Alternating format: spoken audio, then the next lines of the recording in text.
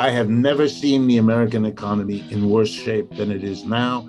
I see around me divisions, bitterness, anger. We all seem to understand our system is falling apart. And I'm a professional economist, and I'm telling you, it's even worse if you look at the economic statistics. What makes you say that this is the worst you've ever seen it in your lifetime? Because that's a pretty big claim. I used to see problems. I'm a critic of capitalism, so I'm attracted to the problem. But I could see ways out. I could see if this breaks that way, and if they do that, they'll get out of this dilemma. They'll get out of this jam. I don't see it anymore. I've been on Bill Maher's show. I only wish he had had me on this one because I would have said, I agree with you, but it's not quite simple economics. It's simple-minded economics. I'm absolutely thrilled to be joined again on Bad Faith Podcast by Professor Richard Wolff. He is a professor emeritus of economics at the University of Massachusetts Amherst and currently a visiting professor in the graduate program in international affairs at the New School in New York. He is also the co-founder of Democracy at Work, and you should definitely check out his videos on YouTube if you have not already done so. Welcome back to the podcast, Professor Wolff. Thank you, Brianna. I'm glad to be here. All right. So as you are very aware, there's a lot of talk right now about the economy because it's not doing so hot. Principally, the conversation is about inflation, the thought being that whether or not Joe Biden gets a handle on inflation, or at least a handle on the narrative around inflation, is going to have a huge effect on midterm outcomes later this year. You know, I am probably not the first to raise the fact that much of the narrative around inflation blames it squarely on Joe Biden and his policies, specifically the stimulus that happened in the wake of the COVID pandemic. And I want to give you an opportunity to kind of confront head on what you make of that rationale for why we're in this situation before we start talking about how to get out of it. Okay. I am no partisan of Joe Biden. I don't think what he's doing meets the challenge by a long shot. But the argument that somehow the inflation is his fault is a cheap political shot. It doesn't worth, spending a lot of time on it. It is what always is done by whatever political party is out of office. If there's something bad going on in the economy, they blame whoever is in office until the chairs are switched. And then the people who got blamed do the blaming, and the people who did the blaming get blamed. You'd think Americans had outgrown this charade, but they didn't. And so the Republicans think they can get some mileage. Even worse than that, blaming it on Biden. I mean, it really is childish. But even worse than that is singling out one particular expenditure by the government, namely the expenditure on helping unemployed people with a little bit of extra money during what is the second worst collapse of capitalism in the history of this country. Wow, that's so silly and so lopsided and so phony that it's really sort of the worst kind of political junk. There is no way to separate the impact that the government spending has on an inflation, whether you can separate the dollars spent for defense from the dollars spent for helping unemployed people, for the dollars spent right now on the war in Ukraine. I could go on and on. All of those are government expenditures. All of them make some contribution to the inflation, but it's not a major contribution. And singling out one set of expenditures, the ones on working people, it is so gross, kind of Republican pandering to the business community that they represent, that it's just this side of disgusting, and not very far this side either. And then now the key point, it's all wrong. I mean, government spending has been very high for basically 20 years. Federal Reserve pumping money into the economy. That's been going on for 20 years. Bringing interest rates down to near zero. That's been going on for 20 years. For almost 18, 19 out of those 20 years, We had no inflation. And so anyone with half a brain ought to know that you can't draw a line from money pumping in or government spending to inflation because you got the contrary evidence in the last 20 years. Obviously, something must have happened around 2019, 2020 that made an inflation happen that wasn't going on in the previous years. And that wasn't introducing new money into the economy because that was going on all the time. And government spending was going up all the time. So the crucial question is, why does an inflation happen now? Why does it start midway through 2021 when it didn't happen all the way before? If you don't pose and answer that question, then you're not doing economic analysis. You're doing cheap political hustling, and it really has no value.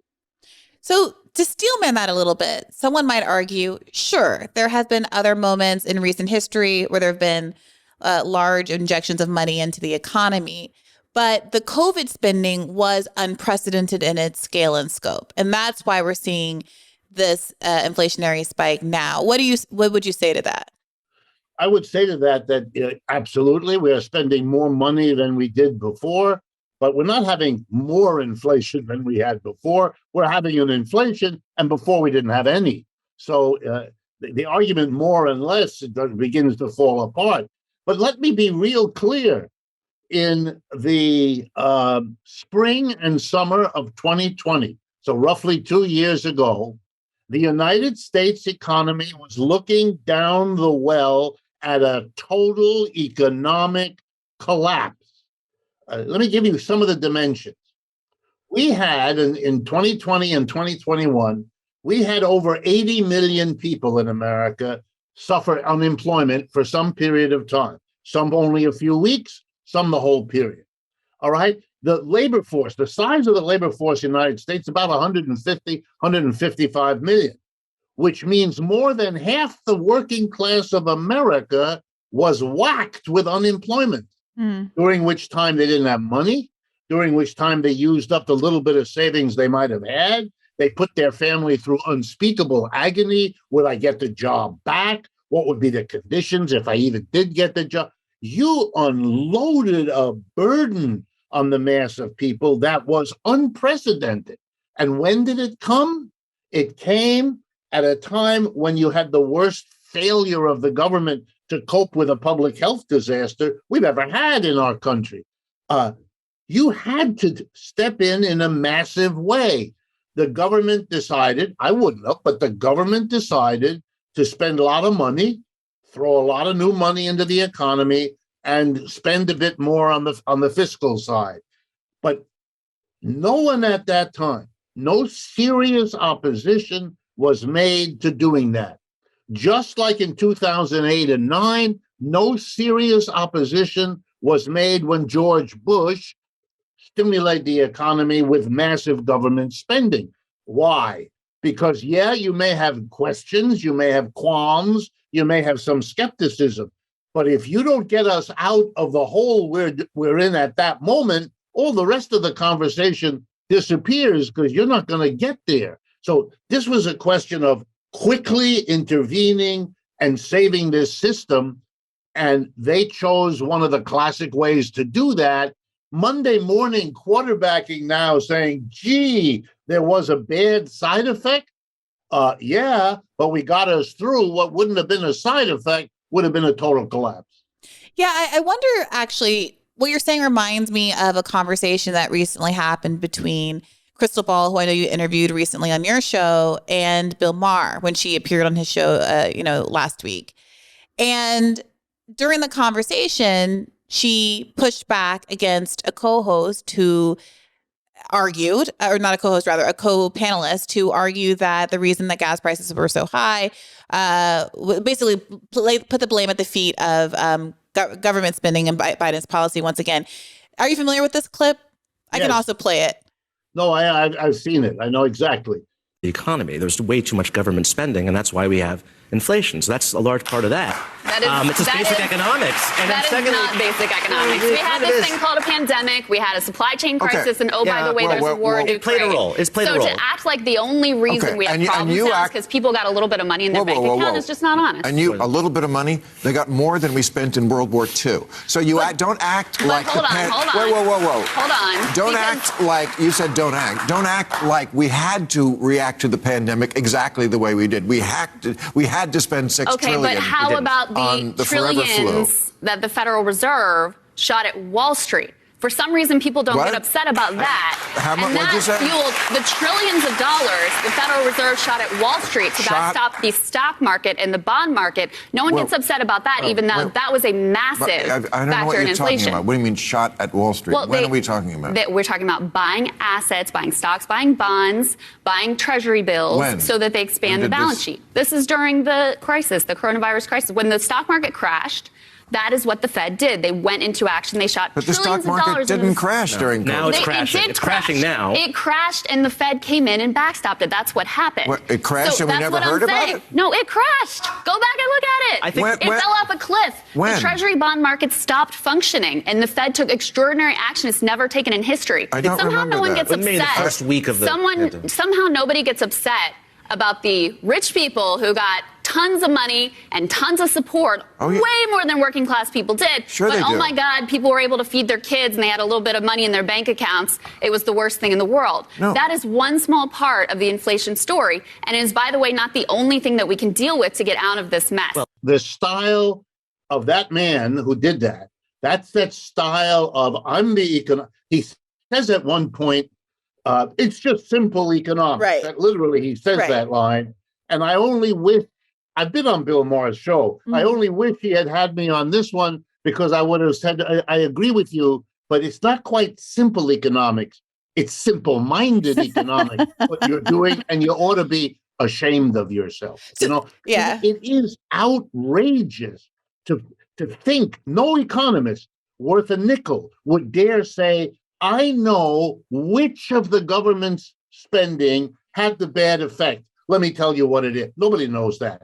Nobody knows it. And so this man is either talking to God 2 or 3 times a day with a special telephone line, or it's make-believe. Yeah, so that's the thing. Krystal gave her pushback and said, look, there was a huge corporate bailout at the time. It was the largest upward transfer of wealth. People on the left talk about this all the time.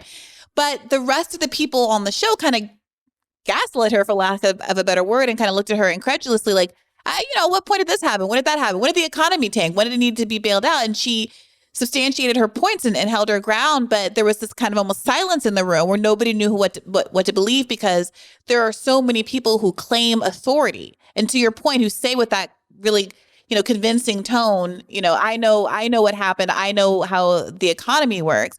And what I've heard from so many economists over the course of interviewing folks for this podcast is that no one really fully grasps inflation that well, which is why you've had countries like Japan, who I understand have been in a 20-year cycle of deflation without, kind of the most maximalist negative effects that people imagine. And you have U.S. policy, to your point, which has poured tons of money into the economy without having a negative effect until now.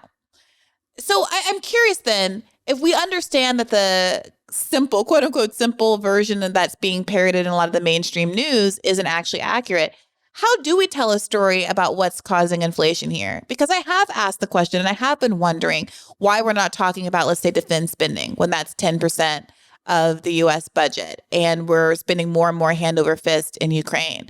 Why aren't we talking about, tax breaks for the rich and all of these corporate giveaways that have happened as part of the COVID spending, and only focusing on the relatively small amounts of money that went to keeping the American worker afloat? Well, let me answer. The first answer is, for 75 years, since the end of World War II, we have been singing one song.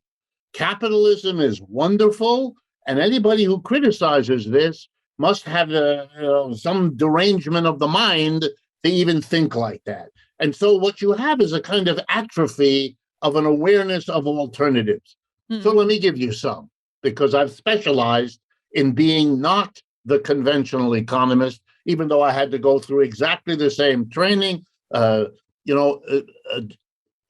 Yellen was a classmate of mine at Yale. We took the same courses from the same professors, read the same books at the same time. I know exactly what she's learned because I had to learn it too, right? So I understand where she's coming from.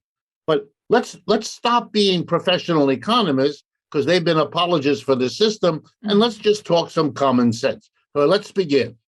Who sets prices in the United States? Who determines whether the loaf of bread costs you $4 or $6 or $2?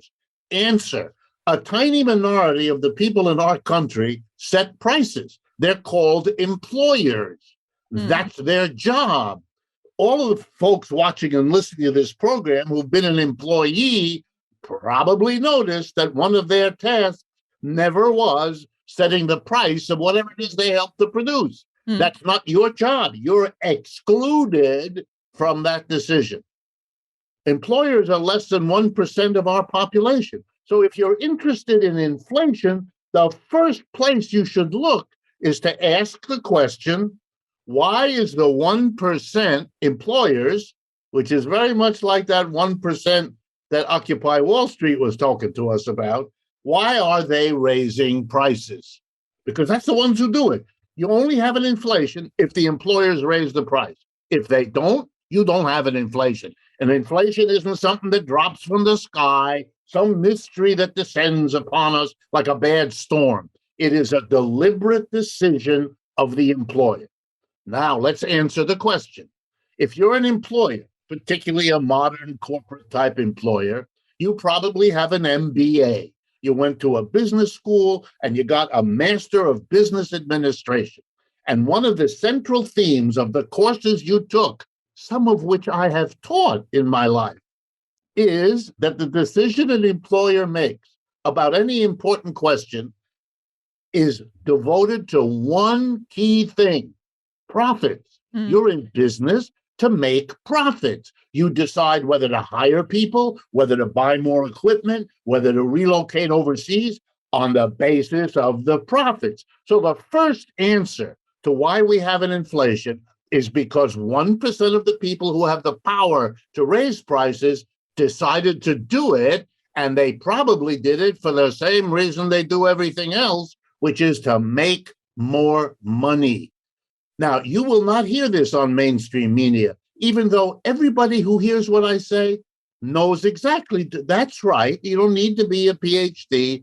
You can kind of figure that out. So why then, let's answer the question, why would they be doing this now? Answer: most businesses, not all, but most businesses have had a rough 2 years, just like most working people have.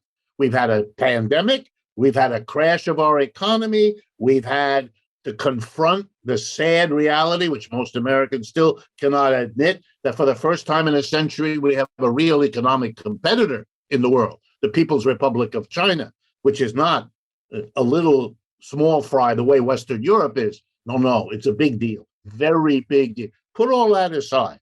What we have is a reality, kind of a moment in which they're going, these businesses, we really got screwed in 2020. We really got screwed in 2021. Very hard year. Our workers were sick. Our supply chains were disrupted, whatever they were.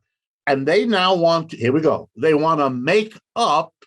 They want to make up for the profits lost over 2 years. And you know what the fastest way is to make more profit out of your business? Jack up the prices. Now I got an explanation. I know who raised the prices. I know why they raised the prices in general. And I know why, particularly in this period, 6 months into 2021, onto the present moment as we're speaking, prices are going up through the roof.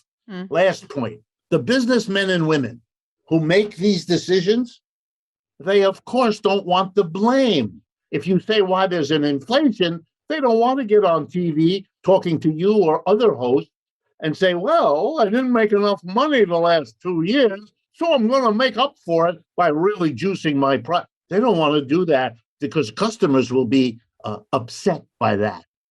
It's true, but oh no. So they have to come up with, here we go now, scapegoats. It's Mr. Putin. Oh, he's a scapegoat for everything. Or it's the Chinese. They're terrible. Or it's this wonderful mystery. I mean, I have to keep a straight face and be careful here. Supply chain disruptions.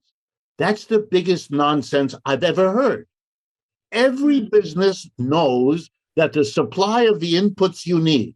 If you're a hairdressing salon, right, you need the shampoo and you need the conditioner and you need to make sure that that stuff comes. Otherwise, you can't take care of your customer. If you're a big business, you have something called a purchasing manager and you have a purchasing department. You know what their job is? To anticipate, plan for, and take care of supply chain disruptions.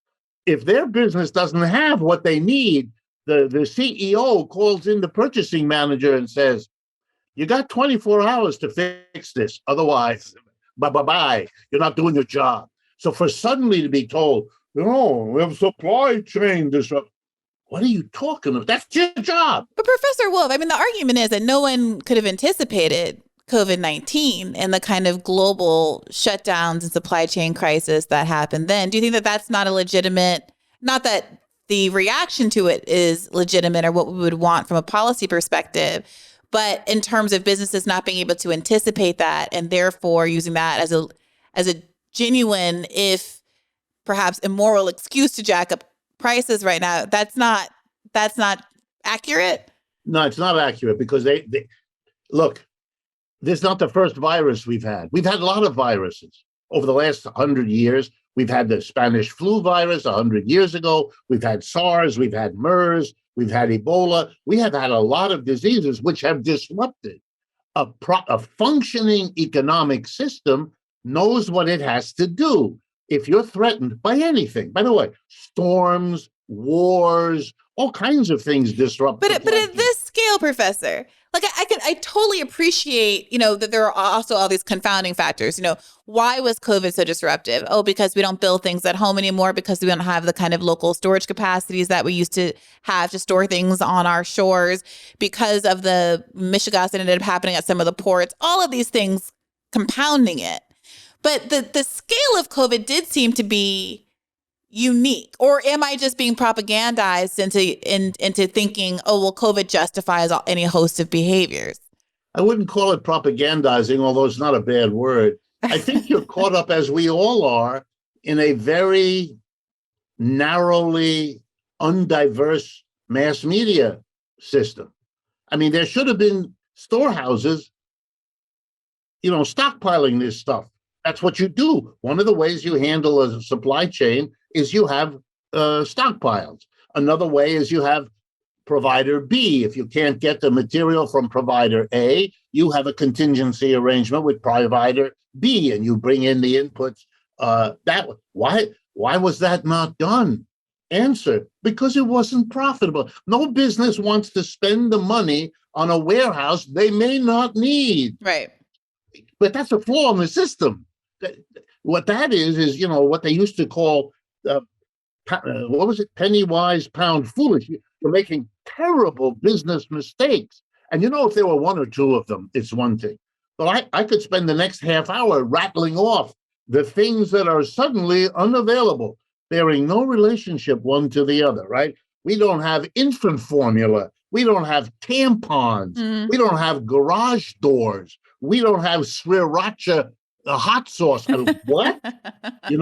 This is when there's so many of them, and together with a failure to deal with COVID, you're not dealing with this or that interruption anymore.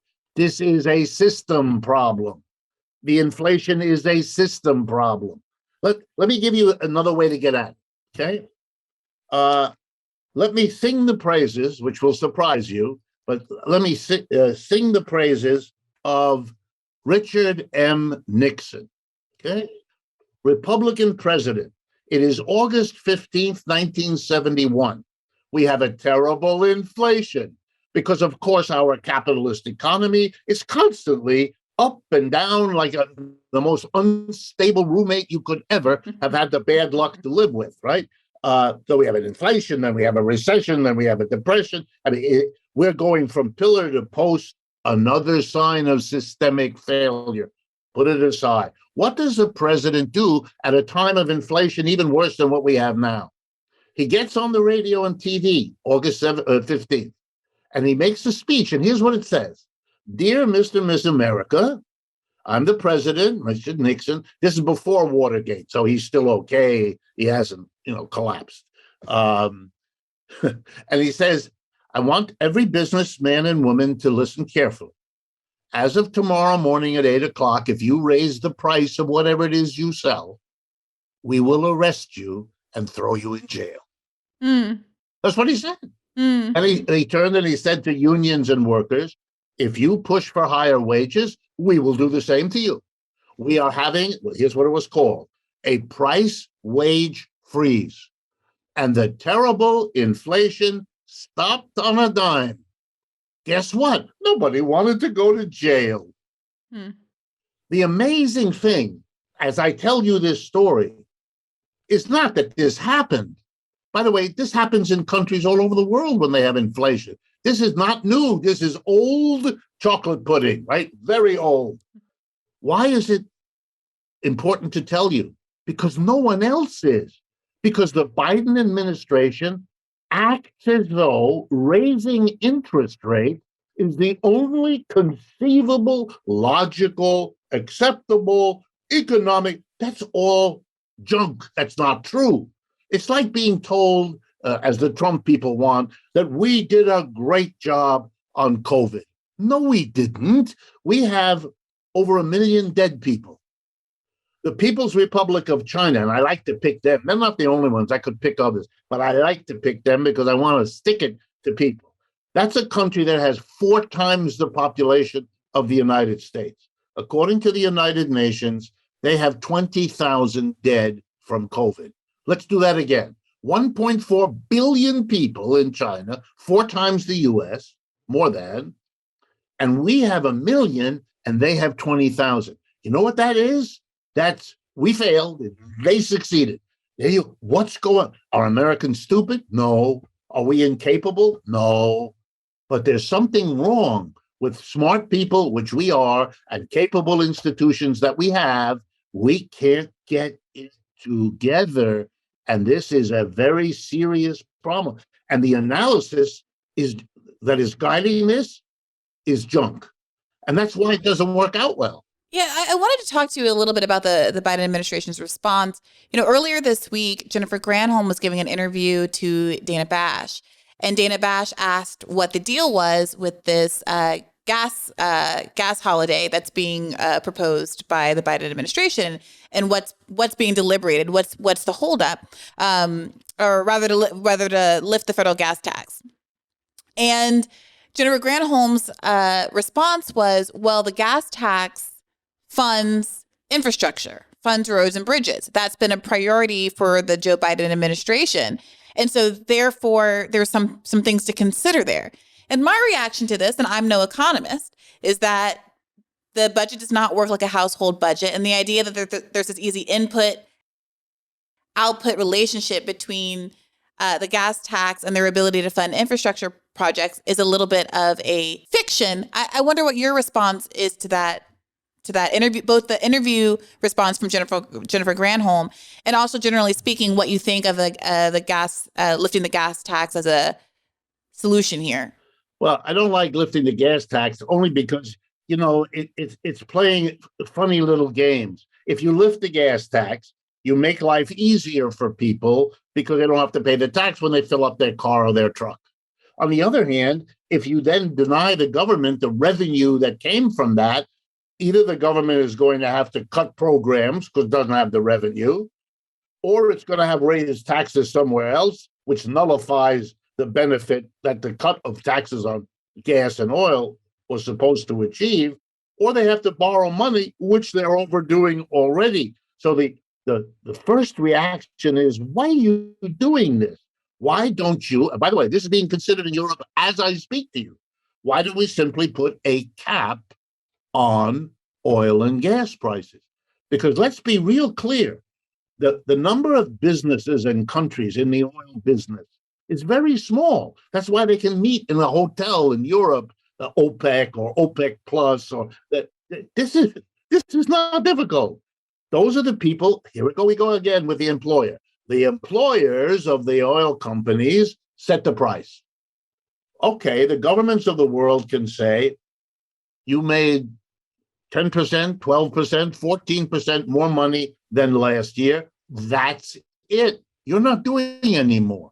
Even Britain, which with a government that makes ours look good, which is really an achievement, even Britain has imposed what's called an excess profits tax on the oil companies to help raise the money to help the average person pay for gas and petrol, as they call it in England. The amazing thing is not that we don't do it. The amazing thing is that liberals like Granholm don't even bring it up. It's like they either have some, senior moment where they can't think straight, or they're doing an ideological job by going along with this idea that you can't do this. Or yes, you can. You don't have the political will. You don't have the political drive, even though the majority of the people would be cheering you on. Boris Johnson, who's hanging by his fingernails to his job, one of the reasons they're putting a tax on oil companies is he knows he's gone. He's got to find political support because the overwhelming majority of the people of Great Britain would like to see him disappear.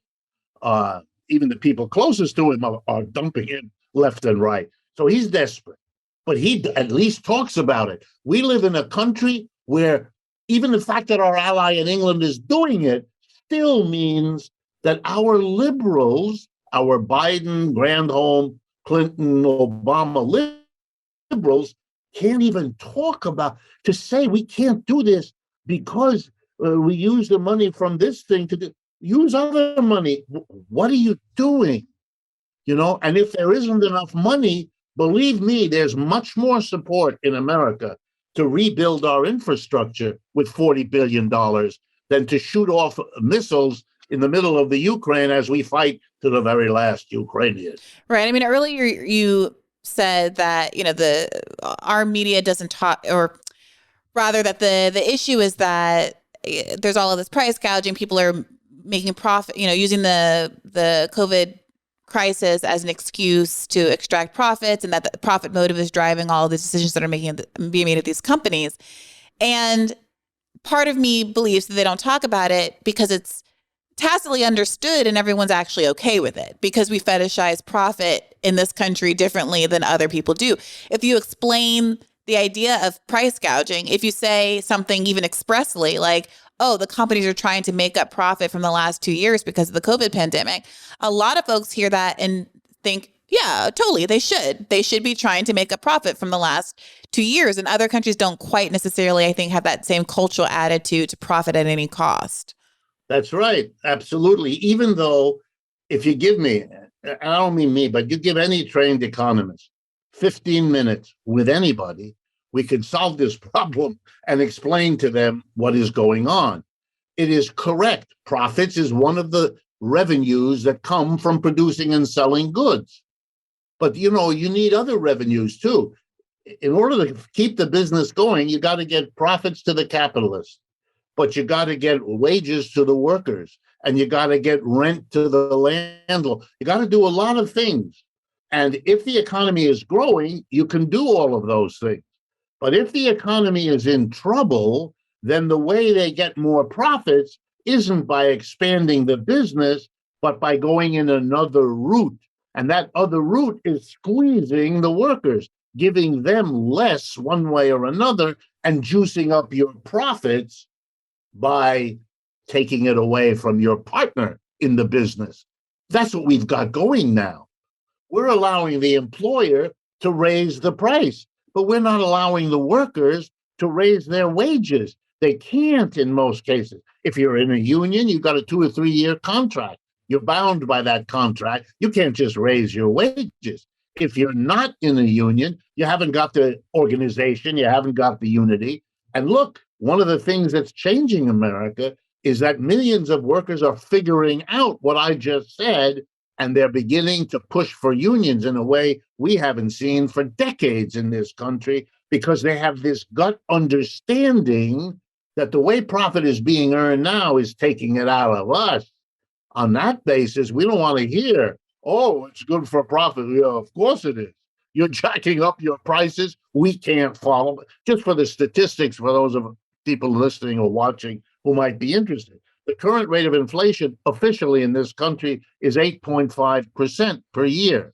And the official rate of wage increases in this country is about 4.5% a year. So anyone who makes the argument the prices go up because the wages do, that's flat out wrong, because the wages are not even keeping up, let alone leading the prices. It is one of those many statements that is repeated over and over again by Republicans or conservatives that are making these arguments. But it's not a simple economic reality. It is people who are simple-minded and trying to hold on to what they have by being basically advertised. Advertising is our biggest industry in the media. And advertising never tells you the bad thing about what it's selling. It only tells you the good things. It's a mode of communication you would never allow in having, for example, a friendship you care about or a love relationship. You want to be weighing the pluses and the minuses, but advertising never does that. It's only telling. And so we get this weird economic discourse where what we have taught people in the classroom, for example, to assess the strength of an economy, you don't have one metric. You don't look at unemployment or X or Y. You look at a lot of measurements, just like going to a doctor. If you don't feel well, you go to a doctor, he sticks a thermometer in your mouth, tells you it's 98.6, go home, you're healthy. You're never going to go see that doctor again. That's what we have blood tests for. We have a whole array. Then you make a balanced judgment. If you're not hearing that, if you're not seeing people do that, then they're not analysts. They're apologists for something. And that's really what we have. It's very sad because it makes this country unable. Why are we not discussing wage price freezes? Why are we not discussing FDR back in the middle of World War II when he says, we're not going to use the market anymore. We're going to make ration books with little ration stamps in them, and we're going to distribute them to the American people. They did all that. And in order to get a gallon of gas, a quart of milk, a pound of sugar, a pound of coffee, or anything else, many of the basics of life, you had to give the storekeeper a little ration stamp. And you know how they distributed them? According to what people needed. You didn't get stamps because of your money. You didn't allow money to be the determinant. That's a different economic system. You and I both know where that goes and where that comes from, but we're not allowed to talk about that because we have a population that doesn't want to hear scary words. Well, we can talk about some of those scary words here, Professor. Oh, you're the exception. I mean, this is so interesting because literally this morning on Rising, I was talking to my co-host about this. And, he was saying, look, he's a libertarian, and he was framing it as, look, you have to, when the supply is limited, it's just going to be the case that not everybody can get the good. And why not decide who gets access to the goods by, prices go up, and then there's fewer people who are actually seeking it out because there's fewer people who can afford it. And I was like, Robbie, that's because we live in a society, and it's not always the case that the people who can afford something are the people who need it most. And some things are really essential goods like gas and food. And you don't want to say that people can stockpile or some people can have access to willingness to pay doesn't equal ability to pay. But that's what's so interesting. That I'm telling you, I really strongly feel like in America, the main problem is you will have someone literally describing price gouging. You will have someone describing exploitation. But because those behaviors are so associated with profit, which is this good, untouchable thing, greed is good, there's no questioning about whether or not this is the kind of society we want to have, whether this is a moral outcome, whether this is a socially beneficial outcome, whether the same folks who talk about the family and supporting the family and growing the American family and supporting all of these cultural touchstones think that their economic policies are facilitating those outcomes. So it's really frustrating. Yeah, please. Yeah, no, I mean, here's the way I do it in the classroom. You know, I'm a teacher. I do this all my life. Uh, if you allow, just two comments. If you allow a scarcity, I'm going to put that aside for the moment. I'm going to come back to it. But there's a scarcity. And then the question is, okay, more people want this thing than there are things available. That's all the word scarcity means. And so now we're going to let the market work, this impersonal institution. And we all know how that works. The people with a lot of money bid up the price of whatever is scarce, because that's the way they make sure that they get it. And that means sooner or later that middle income and poor people are priced out of the market. Okay. I'm not aware of any religion on earth that supports that. Every religion would say, for example, if the rich people have a lot of money and they get the scarce milk, which they enjoy feeding to their cat, but the poor people have a house full of children who need the milk to have bones and to grow healthy, are we really going to have a society that allows those children to go without milk so they can watch the rich guy enjoy feeding milk to his cats? I know the answer for most people. If you confront them with that, they will actually go for that moral position. They will not support the... Now, why do we not have politicians that ride on that reality, that take their Christian or whatever other religion they have and run with the moral ball, because it puts them in a very, very strong position? Second point, scarcity. I loved how your libertarian friend handled that. If you have scarcity, the demand is more than the supply, and then the price goes up. Let me let you in on a big secret. Capitalists know this. Capitalists know that if they can curtail the supply, it enables a process to go on, which they can blame on the market, which they can say, well, it's just the way. No, it isn't. The idea that the capitalists are somehow religiously restricted, you know, they're like Jews and Muslims, they can't eat pork or something, they can't mess with the supply. Every business I have ever known messes with the supply because they understand there's no way I can raise the price if there isn't a shortage. So the idea that the shortage is just in the air, just happens, implies that the capitalists never learned those famous laws of supply and demand and never imagined to put them to use to jack up their profits. No one is that naive. Even libertarians have to be pushed into a corner. What are you doing? What is this fakery that you invent a limited supply, carefully avoiding the question, why might it be limited?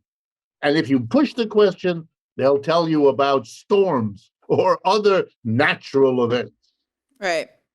Right. And this is, of course, part of why it's so important for the left to be focused on antitrust, monopoly power, and all of those other kind of things that make it easier for businesses to control a market and limit supply. I do want to focus in on something you raised a little bit ago, which was this question of wages, which have become another one of the focuses of the Biden administration. This is a tweet from Jeff Stein at the Washington Post from, I believe, earlier this week. Larry Summers, who the president said he spoke with today, publicly saying a 5% unemployment rate is necessary to combat inflation. To state the obvious, a 5% unemployment rate would mean devastating joblessness for millions of poor American workers. What do you make of this approach that says the way to bring down inflation is to inflict the constraints on the American worker, who alternatively could be flexed on in order to address inflation broadly? Well, I don't mean to be cute, but I'm just going to turn it right back to you, Bjorn. You said it before. You gave the answer. We live in a society that has repeated these mantras. Look, it's a standard part of every economics curriculum in this country. When you teach people, it's called the Phillips curve, named after an economist years ago named Phillips, who's not with us anymore. And he showed on the line that if you want to slow down an inflation, here's how you do it.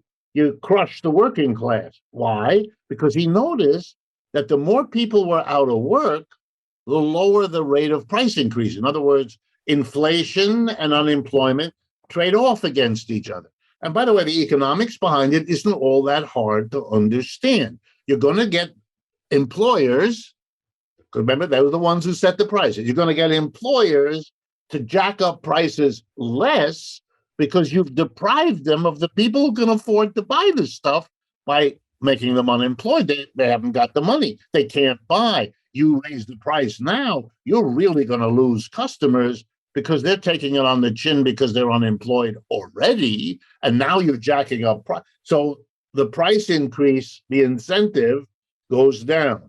But here's the beauty of it. This is a peculiar choice of policy because it gets 1% of the people who are the richest amongst us, the employers, and their top officials.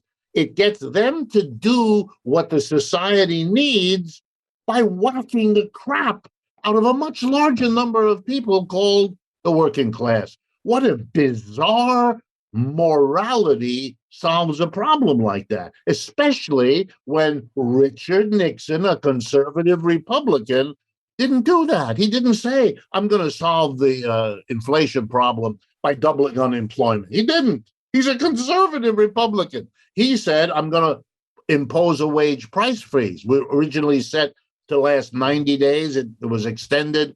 By the way, wage price freezes have their problems. Every policy has its problems, but the interesting thing is they hurt and help different people. And we ought to be talking about that. No, we handle economics as if it was some kind of technical matter, and we all know that the proper way to fix the broken carburetor is to do this and to, no, that's not what economics is.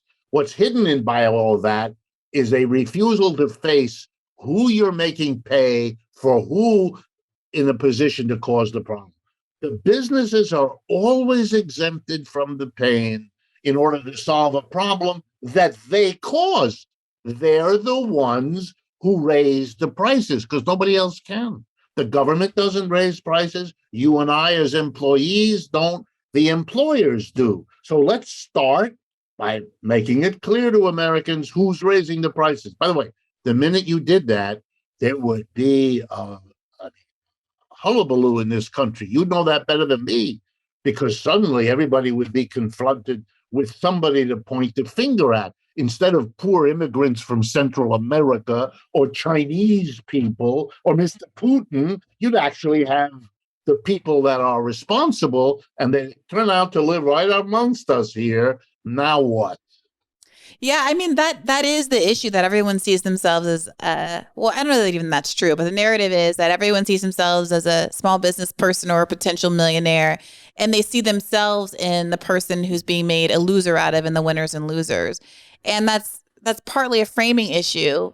But, I hear people say this all the time, the government shouldn't be picking winners and losers. And there never is an articulation, as you just did, of the fact that it is picking winners and losers. Loser is just you. Yeah, absolutely. There is a presumption in this country about who's allowed to be the loser. And the kind of a job creation class, in quotation marks, is untouchable. Look, I'm even doing it. They branded themselves as job creators, and the idea that they profit as somehow good for the economy and good for generalized American lives.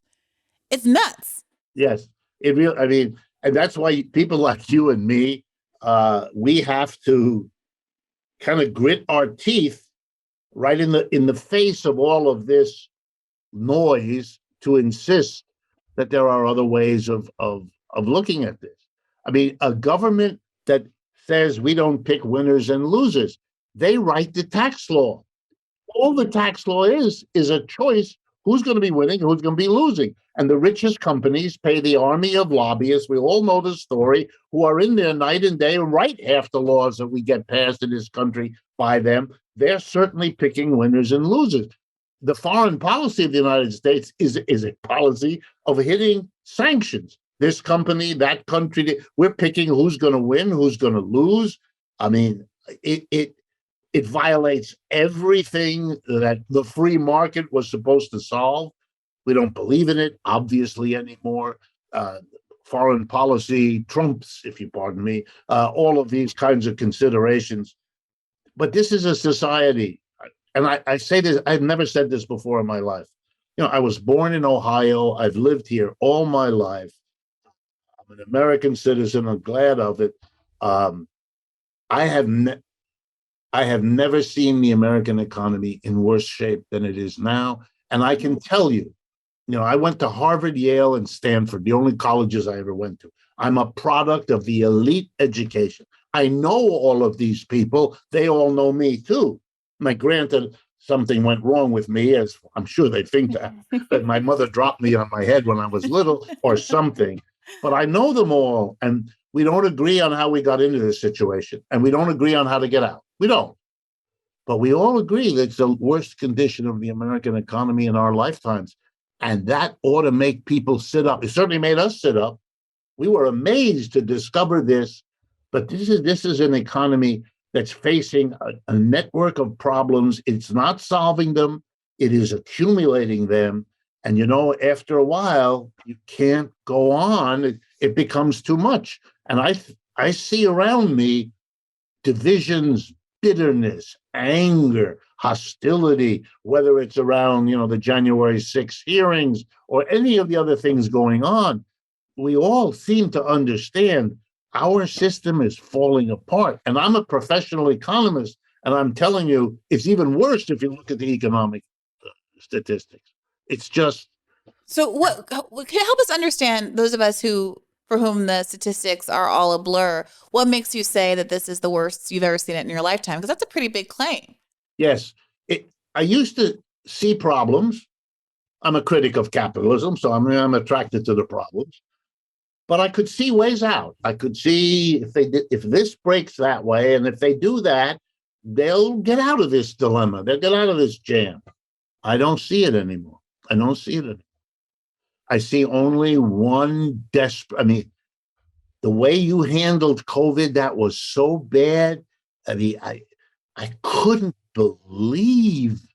I grew up, I shouldn't say it, I suppose, but I grew up in an elementary school in the state of New York, where we were told by our teachers, very nice teachers, that the difference between us here in America and people in Asia was that the people in Asia don't have respect for human life.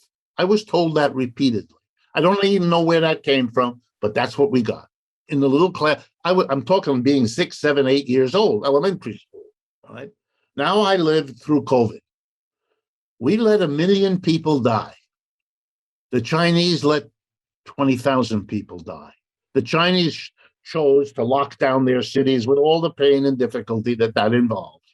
We decided not to. They saved lives. We didn't. I got to deal with that. I can't pretend, although I know 90% of what I hear about COVID never mentions this little statistic, which, by the way, is front page news everywhere else in the world. Always has been for 2 years. Not here. Yeah, I do see some folks saying, well, you can't trust the Chinese statistics. You can't trust their own reporting. There's no way to substantiate that their death numbers are so low. Yes, there are two ways to substantiate it. One is Johns Hopkins, which keeps records of this kind of stuff. And the other one is both the World Health Organization and the United Nations that have followed this. But I won't use all of that. I'll give you an example. I'm an economist. So for the last 30 years, the Chinese government has regularly issued statistics, GDP, unemployment, investment, the usual statistics that countries issue for their economies. And it kept showing that the Chinese economy is growing very fast and doing this and doing, and everybody, me included, was skeptical the way you did. We said, well, who knows what funny games they might be playing with their creative accounting and all the rest of that. You know what was the problem? We now know they were right. They weren't bullshitting us at all. They were telling us exactly what they were doing. That's why they have the economic power that they now do. They didn't make it up. So for me to be told now that there's some other numbers in, and you can't play that game over and over. It's like, the boy who cried wolf. You can't do that. You can't make fun. You can't say it's not reliable when you now, I don't know if you've been to China, but you go to China, it's a modern industrial powerhouse. It's got the fastest trains in the world. It's got, on and on and on. They, step by step, they are beating us in high tech and all the rest of it. You're going to continue to say that the numbers are, I mean, you can, but it's no longer believable. The rest of the world doesn't believe it. I read every day French and German newspapers. I'm fluent in those languages. I always have been. My parents were immigrants, came from those countries. I learned the language. It's just a different world. It's just a different world. Look, I don't know if I don't want to intrude a different topic, but since we're on it, let me provoke you. 3 days ago, Sunday, France, they had an election. And for the first time, a population was told you can have the center right, Mr. Macron, the leader. You can have the far right, Marine Le Pen, been around a long time, everybody knows them. And now a new thing, you have a unified left. All the different lefty groups got together and they agreed we're going to put the one slate of candidates. So the French people could choose center, left, right. Okay? What happened? Here's the vote. The sitting president, who was reelected to be president 6 weeks ago, saw his support, once there were choices, collapse. He got 38.6% of the popular vote. No absolute majority the way he had. I mean, the man's done. I mean, he's 1 inch less done than Boris Johnson, but they are going to go into the sunset together, and they'll be equally unhappy. Who got the number 2 position? The left-winger, Jean-Luc Mélenchon. He got 31.6%. Okay, 7 percentage points less than the sitting president of the country. And the right wing that we've been told for years is what's really coming up, he got 17%. The left winger got just shy of twice the percentage of the vote. Hello, something's going on. And you can think it'll be all about the French. It isn't. France politically is like California for America. Typically what happens there comes a little later to the rest of us. Typically what happens in France it's a more politicized country. So what do you see happening then? Because you say, they have a united left. Got to say, not feeling that very much on this side of the pond. We can't even seemingly have a united left media sphere right now. And I know, I don't know if you follow the events around Force the Vote, but there are many people who are still very angry at commentators like myself, like Jimmy Dore, like Krystal Ball, for having a strategic difference there and for the kinds of commentary that's emerged out of a different approach to electoral politics that some have now taken on. I mean, what do you make of all of that? How do you see the American left coming together to potentially stage that kind of a French coup? I'm hoping that the French will serve as an example, as an inspiration, as a provocation. The French were as divided as we were. Petty squabbles that are, if anything, older and more difficult because they're established in existing organizations that reproduce themselves and become very inward turning. The unified left in France includes the French Communist Party, the French Socialist Party, the French Green Party, and then the independent leftist party that is Mr. Mélenchon, is the biggest of all of them. But they overcame older, deeper, longer splits than we have. So I'm saying, well, look, you can do it. You thought you could never do it. Well, they did it, and they did it with longer odds, number one. Number two, look how well they did. Even if it's the worst motivation, look at the vote. They just got a third of the vote. And by the way, France had bigger abstention. France, half the people who are eligible don't vote. And most of them are young. And when you do polling among the young, they all love the left wing, much more than either of the other two. If they can, in the next 2 or 3 years, really develop a program and get the young people, that will be the next government. By the way, France has been governed by socialists. Communists have been part of the ministers. That's not new. That would be new in this country, but it's not new there. And so all of these things are now possible that were not thought to be possible as little as a week or two ago. So things are moving very, very fast. And already you're seeing, because I follow this stuff, in Italy, in Germany, in Scandinavia, in the Netherlands, all the political forces are trying to figure out, oh my God, we've misunderstood our own people. We've misunderstood the strength of the left. The left is twice the size of the right. We were told the left is disappearing. The right is the great opposition. That's all gone. You're not going to hear that anymore because that's just not true. And France is not a minor player in Europe. France and Germany are the core of the European system. And so one of the two cores just checked out. By the way, the Germans don't want any part of this stuff with the Ukraine. They won't say that yet, but they will. And America, that's the trouble.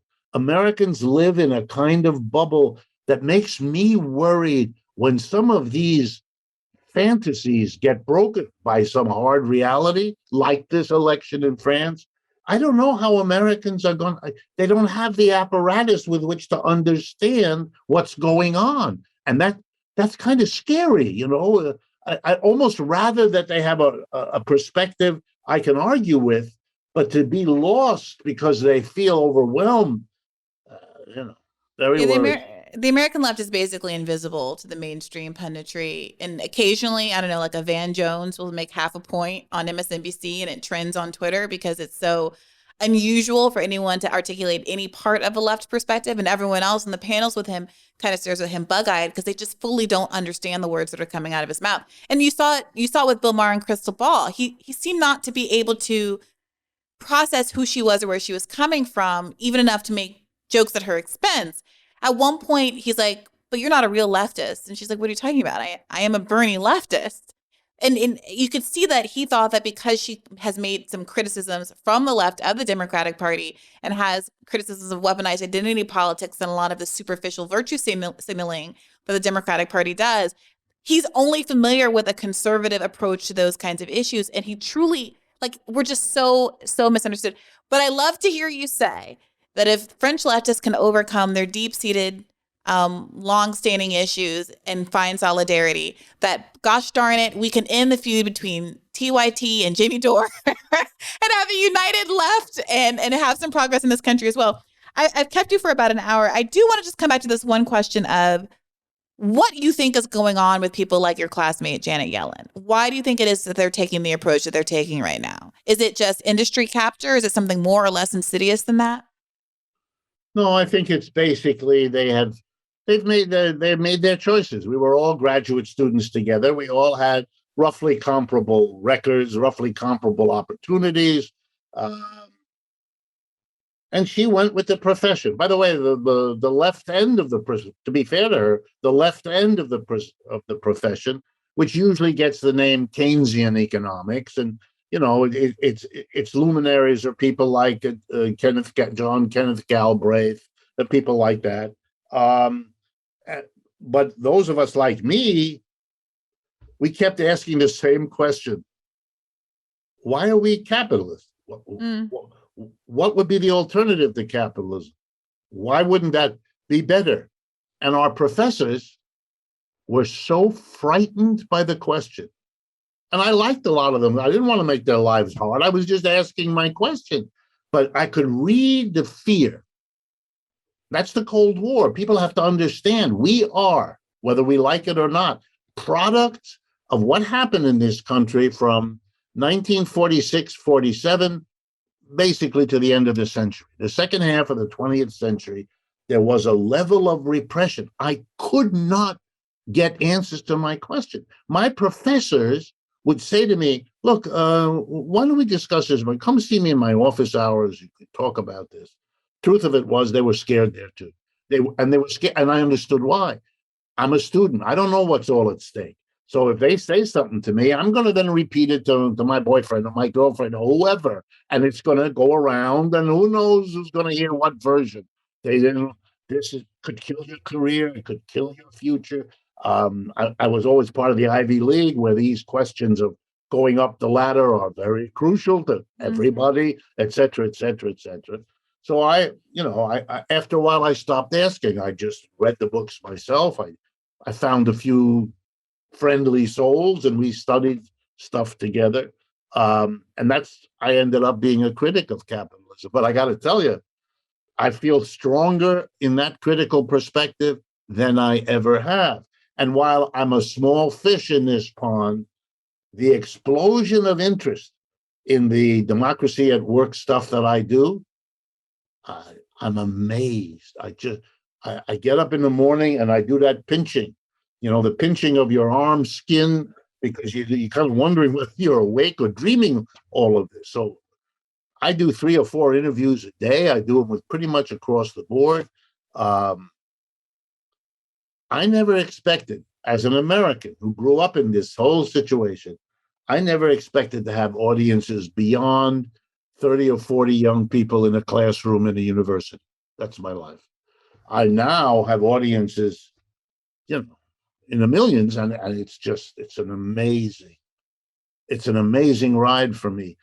I have my down moments like everybody else. I'm frustrated. It's going too slow. On the other hand, it is going.